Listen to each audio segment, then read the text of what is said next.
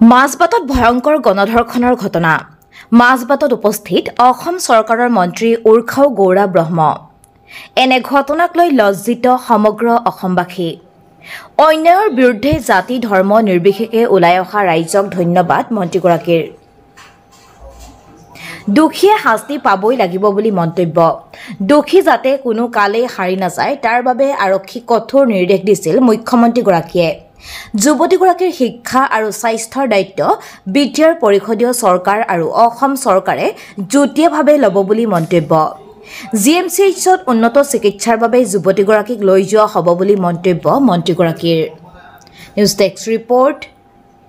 north east ঘটনা সংঘটিত হ'ল সবে মানে অসমবাসীৰাই লজ্জিত আৰু তাৰ প্ৰতিবাদত যোৱাকালি মাজবাটত বিভিন্ন জাতি গোষ্ঠীৰ ছাত্ৰ সংগঠন সব মিলি যে প্ৰতিবাদ জনাইছে সমন্বয়ৰ এটা খুব মানে ভাল নিদৰ্শন আৰু সবে যে অন্যায়ৰ বিৰুদ্ধে ক্ৰাইমৰ এগেইনষ্টত ওলাই আহিছে এইটো ভাল কথা তো আজি যিসকল কালপ্ৰিট হয় অপৰাধী তেওঁলোকক কৰায়ত্ব কৰা হ'ল জিলা প্ৰশাসনে ইমান তৎপৰতাৰে কৰায়ত্ব কৰিছে সব কালপ্ৰিটে আজি ধৰা পৰিছে তেওঁলোকে কোনো কাৰণত ৰেহাই নাপায় কাৰণ পক্সো আইনৰ অধীনত তেওঁলোকৰ কেছটো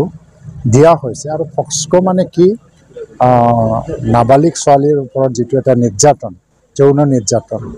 সেইটো লৈ পেলাই বনোৱা এটা আইন আৰু ইয়াত কঠোৰৰ পৰা কঠোৰতম শাস্তি দিয়াৰ এটা ব্যৱস্থা আছে সেইকাৰণে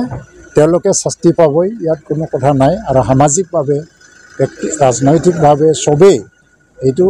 হেঁচা দি আছে বা এইটো চেষ্টা কৰি আছে মুখ্যমন্ত্ৰীৰ এটা কঠোৰ এটা স্পষ্ট